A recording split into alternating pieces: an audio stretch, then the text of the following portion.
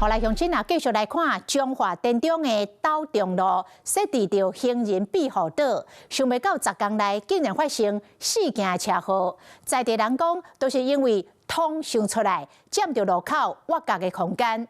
啊，县议员嘛认为设计有欠点，讲民众若因为安尼受伤，或者是车去弄害去，拢会当申请国家赔偿。啊，讲这个县政府已经派怪手，把这个庇护岛的前半段拆掉，要让出着空间。普城轿车当晚去切到行人庇护岛，有去伤到万把，驾驶无用处理车祸。伊的朋友认为讲，这个路口设计有问题。无意识嘛，我头前要过嘛看无啊，搁啊头前迄站迄个死角无去啊。车祸发生伫初日下晡，民众赛车经过彰化田中镇的斗中路甲中正路口的时去切到。算切西瓜，然后直接撞到庇护岛，真的太惨了。就也不好转，应该还要再内缩一点。这个庇护岛好车弄到，不是头一摆，10天内有4摆也有人来受伤。民意代表认为设计有问题。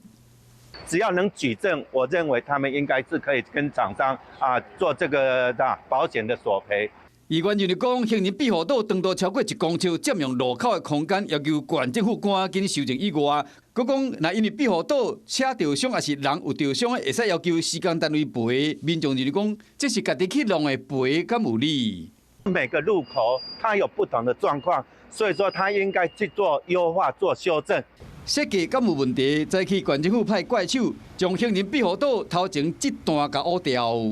该工程于调整前后皆符合相关规定，是否符合国赔要件，需调查相关损害，系可归责于厂商施工或管理疏失。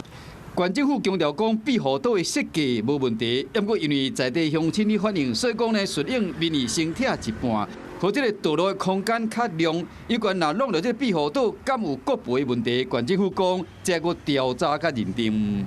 Hello， 我是蒋欣梅。想要抢先掌握最及时的新闻资讯吗？赶快订阅、按赞、开启小铃铛，锁定华视新闻 YouTube 频道。